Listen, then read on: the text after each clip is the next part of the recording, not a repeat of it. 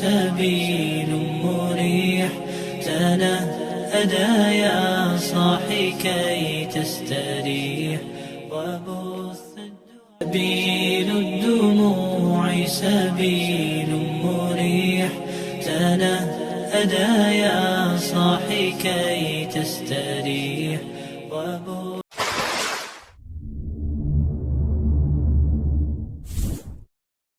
سبيل الدموع سبيل. Kalau Allah membukakan rasa, zikir terasa ringan. Biasanya gak bisa tahajud jadi bisa tahajud. Biasanya gak senang pengajian jadi senang pengajian. Itu namanya Allah ingin memberi kita ma'rifat. Biasanya males mau datang kajian, sekarang gak males. Berarti sudah ada gerak ma'rifat dalam qalbu. Nah, jangan GR, jangan rasa sok suci juga.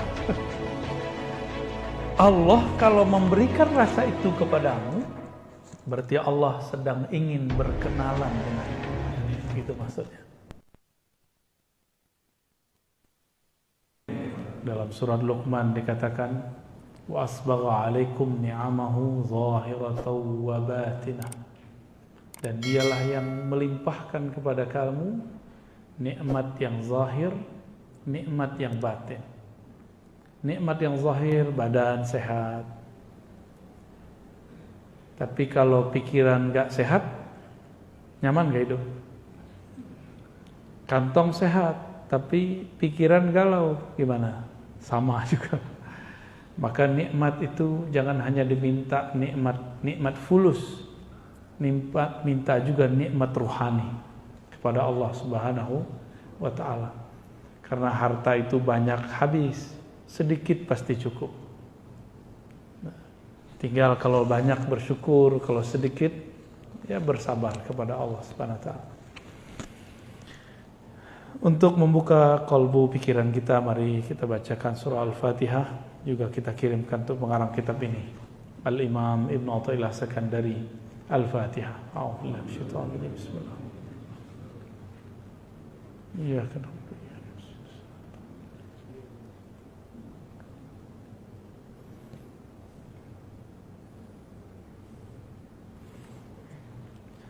Qala Ibn Athaillah, la yushakkikannaka fil wa'di adamu wuqu'il maw'ud.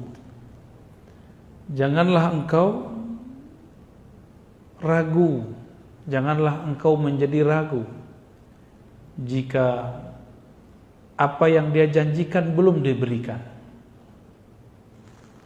Saya sering menyampaikan bahwa Nabi bersabda, kullu da'watin mustajabah. Semua doa pasti dijawab. Tapi kapan diberikan? Itu janji Allah, suka-suka Allah. Jangan pernah memperlakukan Allah seperti budak. Apalagi memperlakukan Allah seperti anak buah. Minta sekarang, jadi sekarang juga. Allah itu Rabbul Alamin. Rabbun, bahasa Arabnya dapat diartikan tuan, pemilik. Kita justru dimilikinya, bukan kita yang memiliki Allah. Jangan kebalik-balik. Jangan pernah ngomong, aku udah minta gak dikasih. Emang kamu siapa? Ya. Saya udah bertahun-tahun minta gak dikasih-kasih. Lalu ya iya. Terus kamu siapa? Bisa maksa-maksa Allah. Emang Allah bapaknya? Emang Allah anaknya? Emang Allah anak buahnya? Kan bukan. Kita gak berbuat apa-apa untuk Allah. Terus minta-minta sesuatu. Malu. Pilih. Tidak minta dikasih, minta dikasih tapi waktunya suka-suka dia. Pilih mana Pak? Enggak minta. Nah, apa yang harus dilakukan? Tunaikan tuntutannya. Apa yang dituntut dari kita? Wa'bud rabbaka hatta ya'tiyal yaqin. Sembahlah Allah, kenalilah Allah sampai kamu benar-benar yakin. Ya, ada tuh di belakang kan. Kalau terjemahan biasanya yakin diartikan al-maut. Kalau saya enggak, ya. Maut udah pasti. Kalau al-maut, kenapa enggak ditulis saja di situ wa'bud rabbaka hattal maut? Maka terjemahan kita lain. Al-yakin, yakin. Yakin itu al-i'tiqad al-jazim. Keyakinan yang mantap kepada Allah Subhanahu wa ta'ala. Wa'bud dapat diartikan wa'rif. Kenalilah Allah sampai kamu yakin. Dan yakin itu banyak tingkatannya. Kita sudah tahu ilmu yakin, ainul yakin, hakul. Nah, yang dimaksud di situ di atas hakul yakin itu namanya yakin. Enggak ada lagi tambah-tambahan ilmu yakin, ainul. Enggak ada tambahan itu lagi. Hakul di atas itu semua itu namanya al-yakin, alif lam. Keyakinan yang sempurna. Al-yakin bahasa Arabnya dapat kita artikan kamu percaya tanpa syarat. Percaya tanpa syarat. Bisa enggak? Jadi kalau versi saya, Pak, kan yakin biasanya kita artinya 3 ya. Ilmu yakin, ainul yakin, ilmu itu teori. Karena yang menyampaikan orang terpercaya, maka kita percaya. Kalau ainul yakin, kita melihat sendiri buktinya, tapi belum merasakan. Kalau hakul yakin, kita merasakan. Kalau al yakin, rasa tidak rasa, kita yakin. Tanpa syarat. Bisa nggak? Kayaknya susah ya. Kalau nggak rezekinya lancar nggak baca waqiah ya. Jadi kalau seandainya rezeki nggak nambah karena duha, nggak mau duha lagi. Bener? Kayaknya begitu sih ya. Kenapa semuanya harus bersyarat sama Allah? Allah memberi kita tanpa syarat. Saya mau tanya, kita nyembah Allah untuk Allah atau untuk kita? Di surat Luqman, bersyukur kepada Allah, itu bukan untuk Allah. Li nafsi, siapa yang bersyukur kepada Allah kembali ke dirinya sendiri. Jadi Allah nggak butuh kok syukur kita. Jangan GR amat. Ya. La yusakkikannaka fil wa'di 'adabu wuqu'il mau'ud. Janganlah engkau menjadi syak mengenai suatu janji bahwa doa pasti dijawab. Tapi waktunya tidak sesuai dengan apa yang kita ekspektasikan. Wa in ta'ayyana zamanuh, meskipun zamannya sudah jelas. Li alla yakuna dzalika qadhan fi basiratik. Supaya syak kamu itu tidak memadamkan cahaya mata hatimu. Wa ikhmadan linuri sariratik. Dan dapat memadamkan cahaya dalam sirmu. Jadi ada basirah, ada sarirah. Apa bedanya nih? Ya. Ada basirah, ada sarirah. Basirah itu mata batin. Dengan itulah kolbu melihat. Sarirah itu matanya ruh. Dengan itulah ruh bermakrifat. Dua beda ya. Kalau kolbu itu dibuka lagi. Ada lagi yang terdalam, namanya sir, sarirah. Sarirah itu matanya ruh. Ruh kita memandang dengan itu. Maka kalau disebut ikhmadan linuri sariratik, kamu jika ragu kepada Allah, maka ragumu membuat kamu bodoh. Kebodohan itu adalah padamnya cahaya ma'rifat. Ma'rifat artinya ilmu. Ya. Kita semua sudah tahu Allah tidak pernah melanggar janjinya. Innallaha la yukhliful mi'ad. Tapi giliran diuji sebentar saja, kita doa belum dikasih, mulai ragu. Benar nggak? Padahal doanya nggak sungguh-sungguh juga. Bapak doa tapi pikirannya kemana-mana, ya itu nggak sungguh-sungguh namanya. Doa yang sungguh-sungguh itu seperti kita datang kepada seseorang meminta pertolongan kepadanya, kita jaga adab di depan dia. Berani nggak kita datang ke seseorang, orang bos, kita minta kepada dia sesuatu pakai proposal. Tuan, Bapak, mohon bantu acara kami, masjid kami. atau usaha kami. Tiba-tiba handphone bunyi, berani angkat nggak? Kalaupun diangkat dimatiin, benar nggak? Kalau lagi zikrullah, pikirannya macam-macam, keluyuran, ditarik lagi nggak? Dibiarin aja ya. Nah, itu bedanya kita. Maka wajar, sebenarnya mohon maaf ya, zikir-zikir kita tuh nggak ada yang diangkat sebenarnya. Nggak ada Pak, nggak ada yang khusyuk soalnya. Sholat Bapak tadi tuh nggak ada yang diangkat. Tapi karena ada sholawat di situ, Allah angkat. Ya. Karena nggak ada yang khusyuk. Orang dari takbir sampai assalamualaikum udah kemana-mana mikirnya. Yakin gak tuh diangkat tuh? Tapi Allah akan pemaaf. Innallaha afuwun ghafur. Allah itu maha pemaaf. Masalahnya mahar maaf itu ada. Bersalawat kepada baginda Rasulullah sallallahu alaihi wasallam.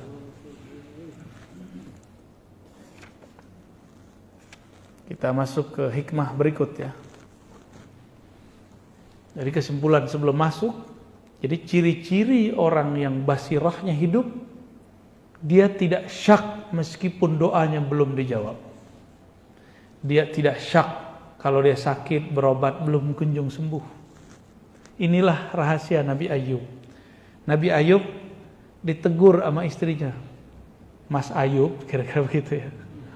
Kamu kan Nabi Allah, kekasih Allah. Orang-orang kalau ada apa-apa minta doa sama kamu. Masa kamu masalah kutilan kulit begitu aja gak berdoa kepada Allah? Kata istrinya. Nabi Ayub bisa sabar dengan semua kata-kata orang di luar. Tapi beliau langsung tersinggung. Bukan tersinggung terhadap dirinya, tapi tersinggung istrinya kenapa tidak bisa sabar. Ya. Kok istrinya mulai meragukan? Kamu kan nabi, masa nabi? Nah, gitu. Masa nabi? Akhirnya Nabi Ayub mengatakan, pergilah kamu. Jika kamu tidak tahan bersamamu, pergilah. Tapi jika kita ketemu lagi nanti aku akan pukul kamu. Tapi itu istri paling baik. Wajar ya. Di zaman dulu nggak boleh istri ngeluh. Ngeluh dikit boleh cerai. Betapa pemaafnya Allah sekarang di masa syariat Nabi Muhammad. Istri ngomel-ngomelin kita gitu, maafin aja kan. Mohon maaf Bu ya. Di zaman Nabi Ibrahim punya mantu. Sesekali dia kunjungi anaknya lagi keluar rumah. Kata Nabi Ibrahim, ternyata mantunya lupa ini mertua dia karena jarang datang. Karena nikahnya waktu itu tidak ada Nabi Ibrahim. Nabi Ibrahim tidak hadir saat Nabi Ismail nikah. Dites sedikit doang. Gimana Neng nikah sama Mail? Kira-kira begitu Pak kalau bahasa sininya ya. Apa jawaban? Wah, payah. Bang Mail payah. Makan susah. Minta beli ini beli itu nggak dikasih. Oke, oh gitu. Cuma pertanyaan begitu, jawabannya 3 jam. Apa kata Nabi Ibrahim? Nanti sampaikan ke suamimu. Aku ini orang penting baginya. Kalau suamimu pulang, sampaikan ganti pasak pintu ya. Pergi Nabi Ibrahim. Gak lama pulang Nabi Ismail. Nabi Ismail tuh tahu ayahnya baru datang karena penciumannya tajam. Itu bukan penciuman hidung, Pak. Penciuman batin. Nabi Ismail langsung nanya. Tadi ada orang datang ya? Langsung nanya. Iya Mas, iya Bang. Lupa dia. Terus apa pesannya? Ya langsung nanya. Jadi Nabi Ismail punya firasat nih. Apa pesannya? Karena dilihat gak masuk, cuma di luar aja. Berarti ada sesuatu nih. Kalau babe gue gak masuk ke rumah bahaya nih. Kira-kira begitu. Kata orang tadi, orang aki-aki tua tadi, udah jelek, rewel lagi gitu. Punya pesan lagi. Lah pesannya apa? Ganti pasak pintumu. Oh gitu. Ya sudah, besok aku antar engkau pulang. Oh, maksudnya apa Bang? Kamu pasti membeberkan aibku, kelemahan suamimu. Tuh hati-hati tuh ngomong status Facebook tentang perihal-perihal kelemahan rumah tangga. Memang nggak ada lagi tempat cerita. Sampai harus berbicara, harus nyatet status. Ya. Coba hidup di zaman Nabi Ismail, di syariat Nabi Ibrahim, boleh dicerain. Ya, malah disuruh. Tuh kalau dihitung sekarang banyak nggak perempuan yang pantas dicerain? Ya, tunggu dulu bang. Cowok-cowok juga pantas digugat cerai. Bapak Ibu yang bukan Allah, syariat zaman dulu itu betul-betul ketat. Di zaman nabi-nabi terdahulu tidak boleh ngambil harta rampasan perang. Nggak boleh. Di zaman nabi boleh. Di zaman nabi terdahulu zakat itu wajib 10%. Di zaman Nabi Muhammad ada pilihan-pilihannya, 2,5%, 5%. Ya, ada. Makanya sampai sekarang agama tersebut yang masih ngikut katanya agama nabi-nabi terdahulu masih 1/10. Lah gede banget tuh Pak 1/10 itu. Makanya di negara-negara Eropa yang maju, gereja-gereja sepi. Karena pajaknya sudah mahal, asuransinya mahal, ditambah kalau masuk gereja 10. Gereja sono Pak, kalau di sini saya nggak tahu. Kalau di kita ada juga LDIU lebih parah lagi. Bisa di atas 10 dia. Ya. Jadi kita hidup di Indonesia BPJS cuma 100.000, 150.000, benar ya? Udah ngomel tiap hari ya. Coba Bapak kalau dipakai Eropa, pajak 40%. Berani nggak hidup di Eropa begitu? Makanya wajar sekolah di sana gratis. Tol nggak bayar, tapi parkir bayar Pak. Parkir sono langganan. Jadi kita ini karena nggak pernah keluar, selalu ngomong, wah negara ini negara zolim. Kita nggak mau perbandingan. Kalau nggak suka kritik aja, nggak usah bilang-bilang zolim. Emang situ ngerti luar negeri, ya. Kalau nggak ngerti-ngerti amat, kita mending uskut, kul khairan atau usmut, liasmut, atau diam. Itu lebih baik, ya. Apalagi kan anak muda Pak sekarang belum kemana-mana. Aduh, saya gergetan dengerin orang-orang begitu. Ya. Kita nggak seneng aja, tapi jangan berlebihan gitu. Idza fataha laka wijhatan min at-ta'arruf fala tubali ma'aha qalla 'amaluk. Kamu jangan kegeeran, kira-kira begitu maksudnya. Jika Allah bukakan suatu bab ma'rifatullah, tapi amalmu masih sedikit, jangan geer, biasa aja gitu. Fala tubali ma'aha in qalla 'amaluk. Jangan ngerasa sesuatu, biasa aja, ya. Fa innahu ma fatahaha lak illa wa huwa yuridu an yata'arraf ilaik. Allah kalau membukakan pintu ma'rifat. Pintu ma'rifat itu pengenalan, rasa, cinta. Pernah sesekali lagi nggak niat ngapa-ngapain, pas sholat ternyata bergetar sesekali, pasti pernah. Itu di saat Bapak Ibu lagi lupa untuk khusyuk, dikasihlah Allah khusyuk. Hilang nafsu mau khusyuk, diberilah khusyuk. Jadi kapan kita diberi khusyuk? Obsesi khusyuknya hilang. Karena kalau kita punya obsesi itu menjadi Tuhan. Allah itu ingin disembah wahdahu la syarikalah. Bukan pengen hamba itu merasa khusyuk terus nyembah dia.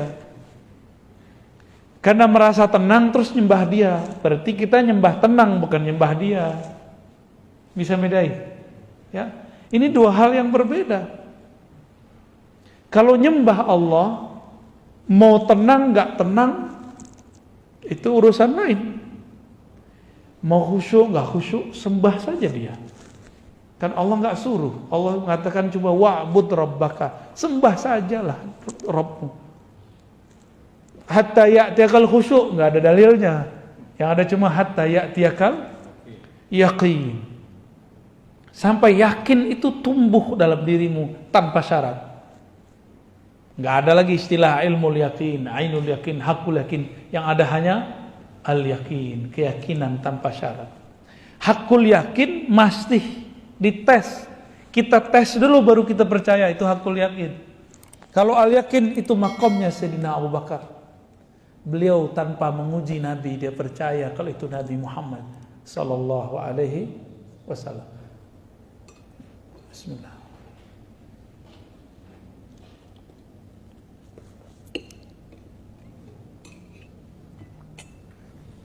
Kalau Allah membukakan rasa, zikir terasa ringan. Biasanya gak bisa tahajud jadi bisa tahajud. Biasanya gak senang pengajian jadi senang pengajian. Itu namanya Allah ingin memberi kita ma'rifat. Biasanya males mau datang kajian, sekarang gak males. Berarti sudah ada gerak ma'rifat dalam kolbu. Nah, jangan GR, jangan rasa sok suci juga.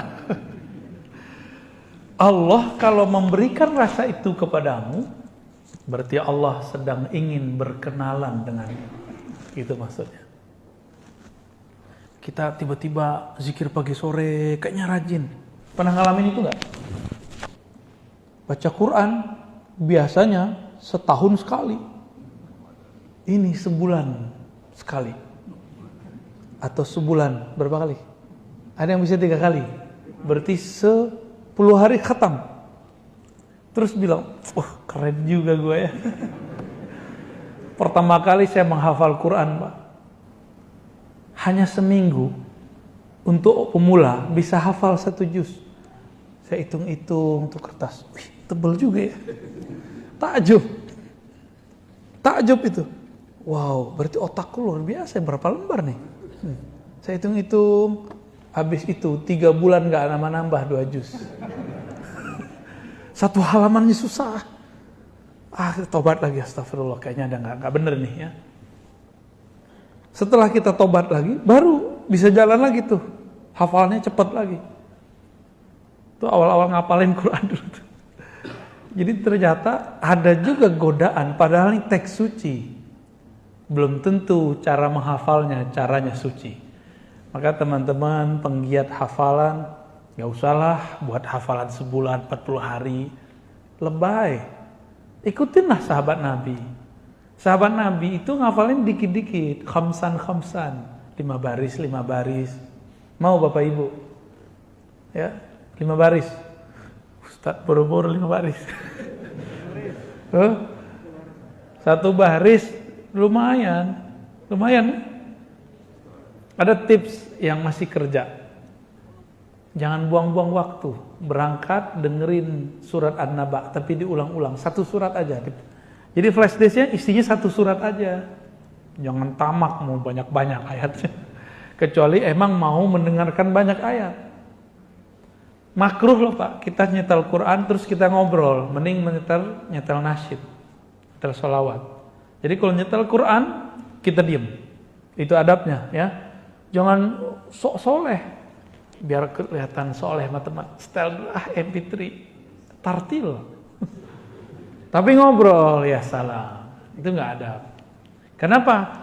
Wa idza quri'al Qur'an fastami'u lahu wa ansitu. Surah Al-A'raf jelas tuh ayatnya. Jika dibacakan Quran, maka hendaklah kamu mendengarkan lalu diam. Itu adabnya ya. Maka saya termasuk tidak sepakat. Mohon maaf, di masjid ini gimana nih? Sebelum sholat terus nyetel Quran kenceng-kenceng, saya termasuk nggak sepakat, walaupun tidak melarang. Lebih baik sholawat, tarhim. Kalau tarhim orang nggak dengar nggak dosa Pak. Tarhim kan cuma sholawat. Salatu wassalamu alaik gitu ya. Gitu ya. Assalatu wassalamu alaik ya. Begitulah saya suaranya udah sumbang Pak. Itu ajib, mending itu didengarkan. Itu dari Mesir Pak, bukan dari Makassar tuh bukan. Mungkin Bapak punya kenangan waktu ke timur, ke Makassar, semua masjid begitu. Benar ya? Semua masjid. Dan itu indah sekali dalam memori kita. Jadi saya punya memori indah kalau pas ke timur sana. Lombok sama. Ya semua tuh sama itu. Sebelum subuh, sebelum sholat lah ada 5 menit.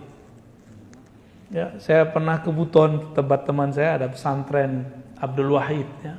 ada di situ Dr. Falah.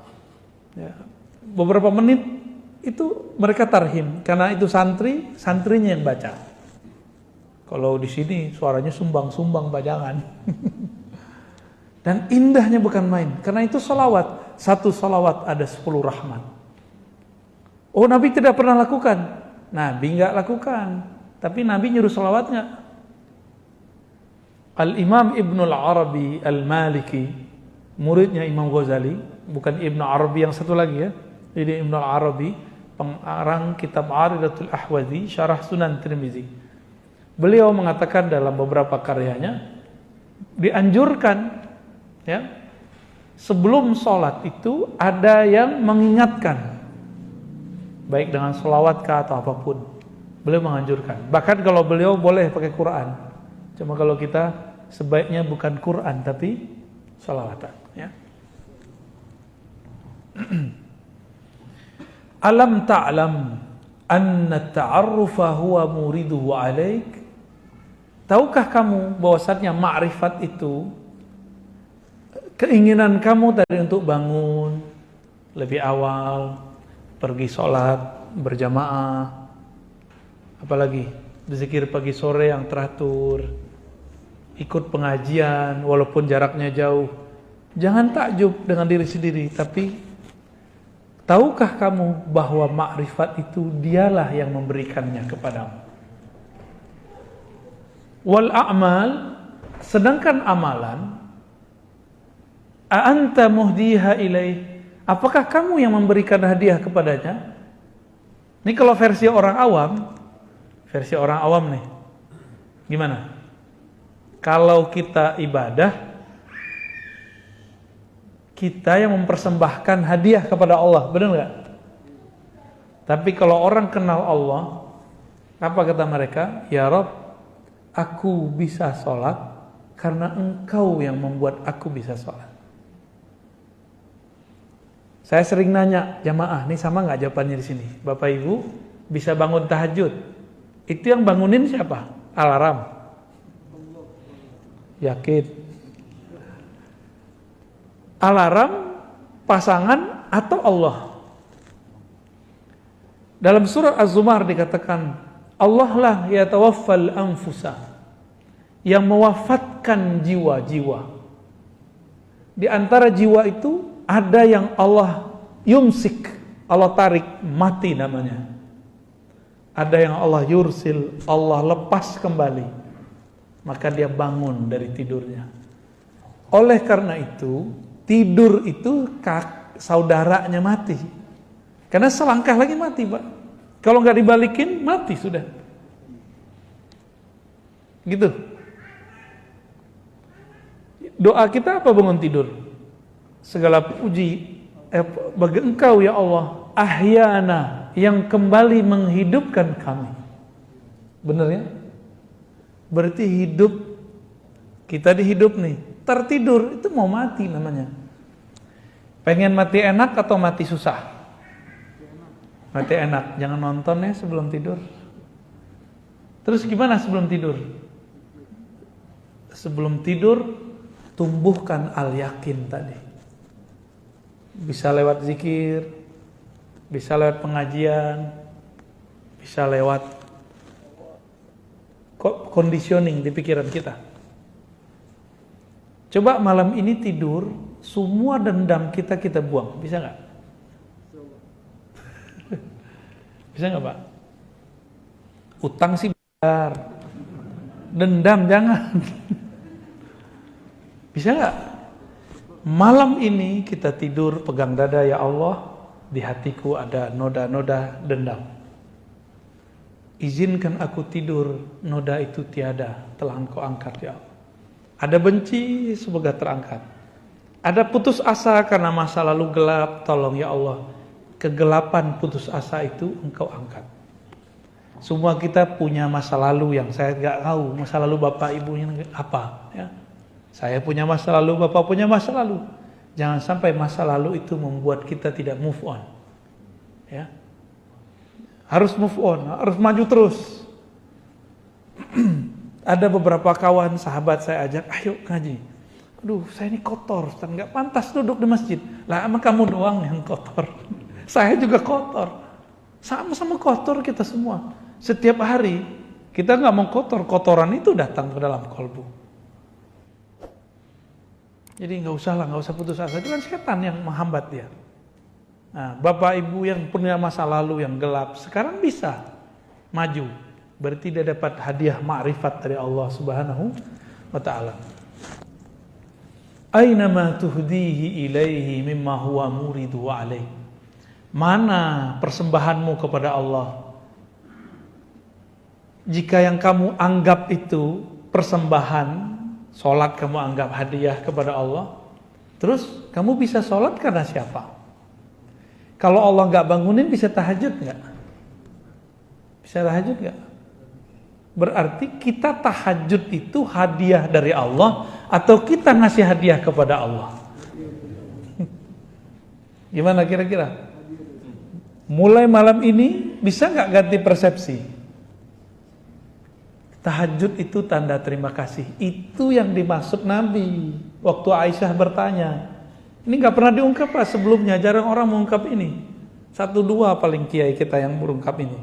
Karena selama ini kajian hikam cuma di pesantren-pesantren, di majelis-majelis thariqat.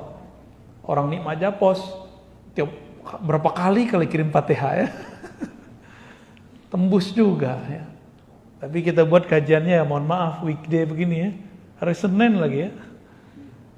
Tapi alhamdulillah. Itu namanya ta'aruf, ma'rifat masuk dalam kolbu. Mau hari apa jadi Ustaz? Nabi ditanya oleh Sayyidatuna Aisyah, kenapa engkau masih sholat sebanyak itu wahai Rasulullah? Sampai kakimu kapalan wahai Rasulullah. Sedangkan engkau diampuni dulu, sekarang dan nanti. Apa jawaban Nabi? Afala an akuna abdan syakura. Apakah aku tidak boleh wahai Aisyah menjadi hamba yang berterima kasih kepada Allah? Karena aku dibangunkan malam ini, aku berterima kasih karena dibangunkannya. Aku diizinkan sujud, aku berterima kasih bisa sujud lama-lama. Aku diizinkan masih bisa ngangkat tangan. Allahu Akbar. Di saat orang masih ngorok. Jadi Bapak bisa hidup, datang sekarang, jangan care dulu, katakanlah hati terima kasih ya Allah. Di saat teman-temanku istirahatnya adalah tidur atau main handphone atau nonton, engkau gerakkan aku beristirahat dengan cara mendengarkan hikmah-hikmah dari walimu. Al-Imam Ibnu Athaillah As-Sakandari, waliullah di zamannya, kutub bahkan Al-Ghaus ya.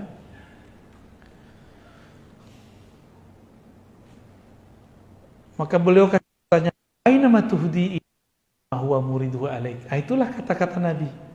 Apakah aku tidak boleh bersyukur? Apakah aku tidak boleh berterima kasih kepada Allah SWT? Saya jelasin begini Pak, bukan saya yang pinter Pak. Jangan salah paham ya. Bukan saya yang pinter. Saya bisa menjelaskan begini karena saya dulu mau khidmah kepada guru-guru saya. Maka Allah kasih hadiah ini. Jadi ini hadiah dari Allah, bukan saya yang menghadiahkan ke Bapak. Ya. Maka nanti kalau ada yang bisa baca kitab, bawa kitabnya ke sini Pak. Jadi ngaji, lihat, walaupun terjemahan, baca aja.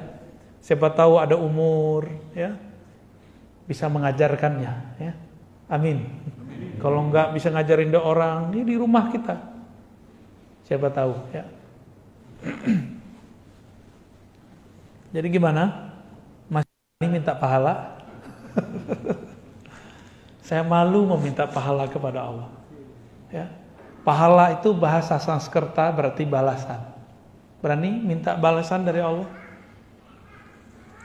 Ibarat gini, saya minjem mobil Bapak, saya pinjam nih mobil Bapak hari ini, pulang-pulang bersih, terus saya bilang, mana bayarannya Mas?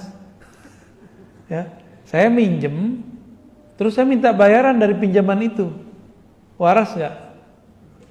Jadi sebenarnya banyak orang beribadah tuh belum sampai babul yakin. Kalau dibilang nggak waras termarah Pak ya. Masa dengan cuma sholat 5 waktu, sholat tahajud yang berkabut itu, sholat duha yang kusut itu, terus kita berani meminta sesuatu balasan dari Allah Subhanahu Wa Taala. itu orang nggak tahu posisi dia. Ya kalau bahasa kasarnya nggak tahu diri lah. Berarti dia belum sampai kepada kesadaran ma'rifat. Sholatnya baru sholat nafsu, belum sholatnya seorang yang bermakrifat. Dia nafsu mau dapat sesuatu, dia sholat. Moga-moga sholatnya memperlancar dia dapat sesuatu. Itu nggak baik ya.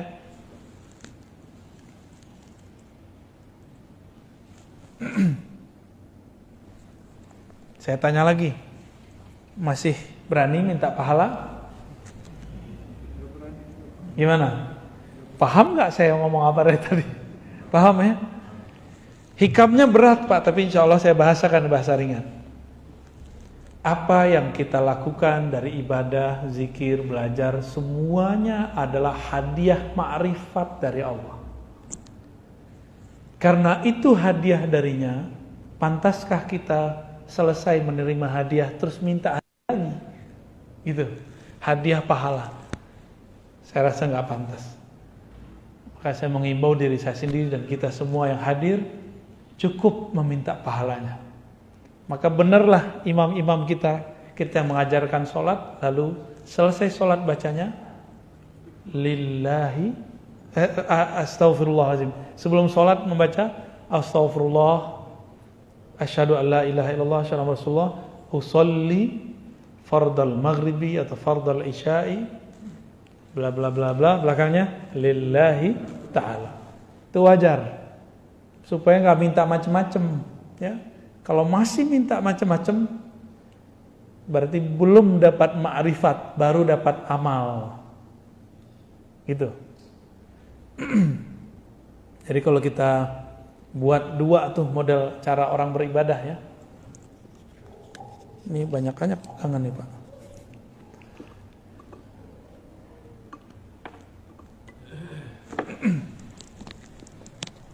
Allah subhanahu wa ta'ala, ini kita buat ilustrasi. Ini bukan Allah, ini hanya nama yang menunjukkan tentang Allah. Allah menurunkan ma'rifat. Apa yang diturunkan? Biar kepalanya tengong dikit Pak. Ma'rifat. Bentuk ma'rifat itu apa? Ilmu dulu. Ilmu, apa lagi? Ibadah ya, rajin, kira-kira gitulah. Nah, ini muncul nih. Kepada siapa turun? Abdun, kepada hamba Allah Subhanahu wa ta'ala. Kalau itu turun, maka si hamba dapat sholat. Dia rajin sholat, dia ngaji, dia ibadah. Bapak sedekah, itu harta dari siapa? Masih meminta pahala. Betul, Allah mengatakan satu kali ngasih, 1 kali 700, benar nggak? Ini yang ikhlasnya lumayan. Kalau ikhlasnya kurang, 1 kali 10, ini standar. Ikhlas nggak ikhlas ini dapat 10. Maka orang non muslim, kalau dia suka memberi, dia dapat 10 keberkahan, walaupun dia non muslim. Tapi kalau dia percaya kepada Allah, langsung naik 700. Tapi kalau dia tidak bersyarat al-yakin, 1 kali tak terhingga. Pilih mana Pak? Nah, si hamba ini ketika dia sholat, jika dia sudah faham bahwa ini ma'rifat, bagi dia bukan memberi hadiah kepada Allah, tapi dia sedang ibadah itu. Kalau si hamba datang kepada Allah disebut dengan ubudiyah. Apa arti ubudiyah? Penghambaan. Itu artinya, bukan ibadah. Penghambaan. Jadi sholat itu bukan lagi untuk minta pahala. Maka harap jamaah kita malam ini mulai dewasa rohaninya. Jadi kedewasaan rohani ditandai dengan sholat tidak minta sesuatu lagi kepada Allah. Siap malam ini? Nggak minta khusyuk, nggak minta tenang, nggak minta pahala, nggak minta surga. Yang diminta cuma Allah, pemilik surga dan neraka. Itu. Allah mengatakan aqimis salata lidzikri. Surat Thaha ayat 14. Salatlah kamu untuk sekedar mengingatku. Bukan supaya tenang. Ingat saja aku, nanti pasti tenang. Karena kalau orang dia mencari ketenangan, dia nggak pernah tenang. Emang tenang itu apa? Tenang itu di saat dia lupa mencari ketenangan. Kapan dia lupa mencari ketenangan? Di saat dia lupa apa yang harus ditenangkan. Yang harus ditenangkan? Pikiran, hati. Lupakan itu, baru masuk ke zikrullah. Maka zikir itu ada tingkatannya 3. Tingkatan zikir, Pak. Pertama, zikir menyebut. Ya, ini tingkatan zikir nih. Kalau kita buat tingkatan zikir, zikrullah ya.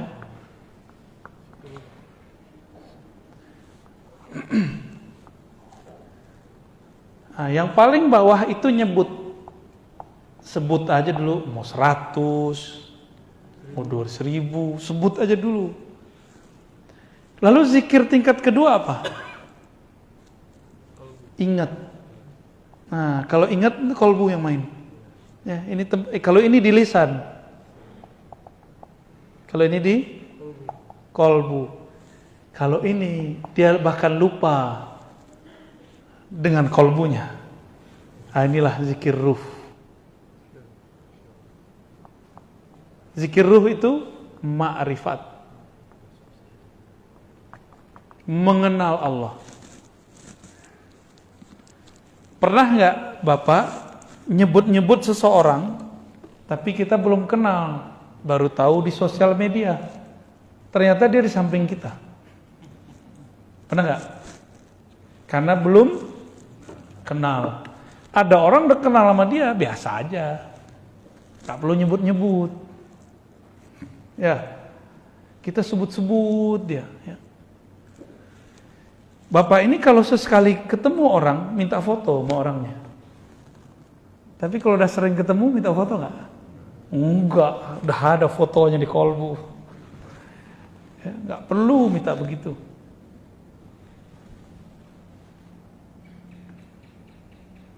Nah, itulah modelnya. Ya.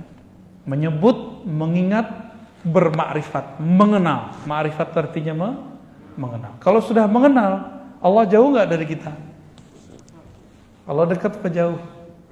Allah sangat dekat. Karena dia sangat dekat. Dia nggak perlu disebut-sebut. Dia nggak perlu diingat-ingat.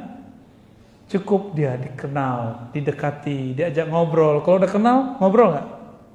Tapi kalau belum kenal, berani nggak ngajak ngobrol? Sungkan kita, diem-diem aja kita sama dia. Maka zikir tertinggi adalah zikir mengenal.